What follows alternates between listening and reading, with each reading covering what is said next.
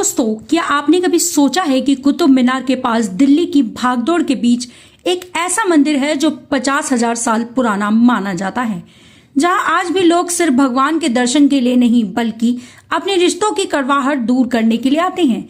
जी हाँ, यही है योग माया मंदिर, भगवान श्री कृष्ण की बहन का पावन धाम। आज की इस यात्रा में हम सुनेंगे पौराणिक कथा, इतिहास की परतें और इस मंदिर का अनोखा महत्व। कहानी शुरू होती है मथुरा की जेल से, जहां आधी रात को श्री कृष्ण का जन्म हुआ। उसी समय गोकुल में नंद बाबा के घर एक कन्या ने जन्म लिया। यही थी योग माया। जब कंस ने उन्हें मारने की कोशिश की तो वे हाथ से छूटकर आकाश में चली गई और कहा, अरे मूर्ख, तेरा विनाश करने वाला जन्म ले चुका है। कुछ कथाओं में कहा गया है कि यह वही देवी है जिन्हें हम विंध्यवासिनी और दुर्गा के रूप में पूजते हैं। इनकी शक्ति का काम था कृष्ण की रक्षा करना और कंस का अंत सुनिश्चित करना। महाभारत और पांडवों से संबंध। माना जाता है कि महाभारत काल में पांडवों ने इंद्रप्रस्थ बसाने के बाद यहाँ योग माया की पूजा की थी। इस इलाके को तब योग स्थल कहा जाता था।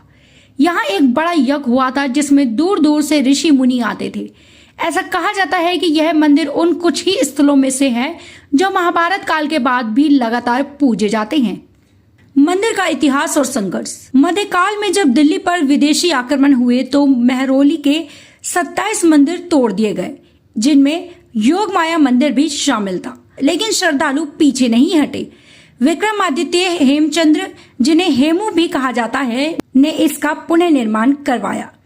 बाद में अकबर के शासन से संरक्षित किया गया और औरंगजेब के समय इसके पास एक और हॉल बनवाया गया जो आज भी मौजूद है। इतिहास गवाह है कि इस मंदिर ने विनाश और पुनर्निर्माण के कई दौर देखे हैं, लेकिन आस्था कभी खत्म नहीं हुई। धार्मिक और सांस्कृतिक महत्व। यह मंदिर सिर्फ पूजा का स्थान नहीं, यह भाई बहन के रिश्ते का प्रतीक है।